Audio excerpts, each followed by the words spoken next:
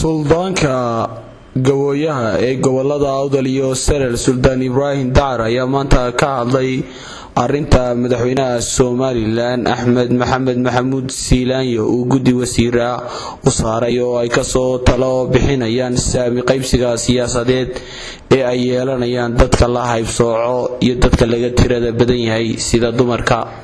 suldaan ibraahim dacar oo ammaan u jeediyay madaxweynaha isla markaana ka hadlay arrimo badan ayaa waxa uu yiri sida tan: Allahumma salli ala sayyidina Muhammad.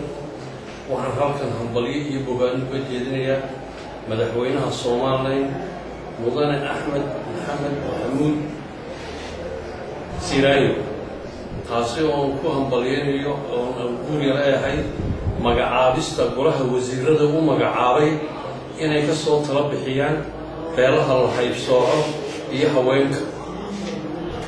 guddiga wasiirada waxaan ku soo dhaweynaynaa beelaha la hayb sooco magacooga iyo magaca haweenka, taasi oo leenahay wasiirada inay ka fiirsadaan waa 4 beelood beelaha la hayb soocay: beesha Madhibaan, beesha Muuse Dhariyo, beesha Tumaalaha iyo beesha Ibraahim.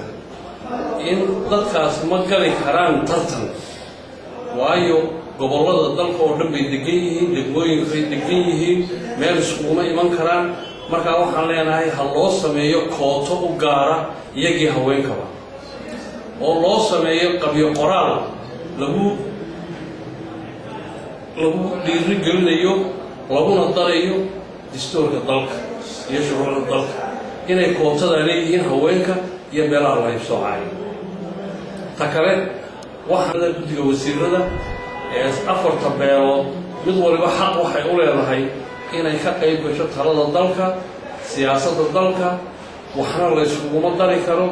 ha isku kaayeen mashquulina oo ha isku dayina inaad 4 beelood tidhaahdeen waxbaanu siinay oo wax naga dhexeeya aad noo magacawdiin. ha isku kaayeen mashquulina baan leenahay guddiga wasiirada qolo walba qaybteeda iyo waxay mutaysan tahay ha loo magacaabo qabaa. intaa haddii aan kaga baxo guddida iyo talada haweenka iyo dadka la hayb sooco, waxaan aad iyo aad u jecelahay oon hambalyo iyo boga TV-yada madaxa bannaan sida Universal, Somali Channel, Hoonkiiba oo adduunka ka dhaadhiciyey abaaraha geeska Afrika ka jira, gaar ahaan xamar koonfurta iyo Soomaaliland. Khadar Maxamed Xasan, shabakada wararka ee dadka magaalada Boorama.